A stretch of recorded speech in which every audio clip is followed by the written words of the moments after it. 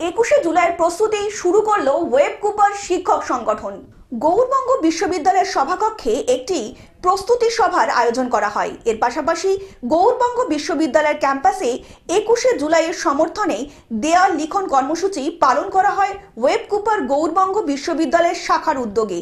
এই কার্যক্রমে উপস্থিত ছিলেন তৃণমূল কংগ্রেসের জেলা চেয়ারপারসন চৈতালি ঘোষ সরকার, সভাপতি আব্দুল রহিম বক্সি, ওয়েব কুপার গৌড়বঙ্গ বিশ্ববিদ্যালয়ের শাখার সভাপতি সনাতন দাস সহ অন্যান্য সদস্যরা। 21শে জুলাই প্রতিবেদনে এবারও ধর্মতলার প্রকাশ্য সমাবেশে আমাদের প্রিয় দিদি বক্তব্য রাখবেন আমাদের সকলের জন্য, পশ্চিমবঙ্গের মানুষের জন্য, সর্বস্তর করা ভারতবর্ষের মানুষের জন্য। সেই সমাবেশকে সফল করতে তৃণমূল কংগ্রেস মালদা জেলা কমিটি এবং তার সমস্ত শাখা সংগঠন নিজ নিজ ক্ষেত্রে তারা প্রস্তুতি সভা অনুষ্ঠিত করছেন।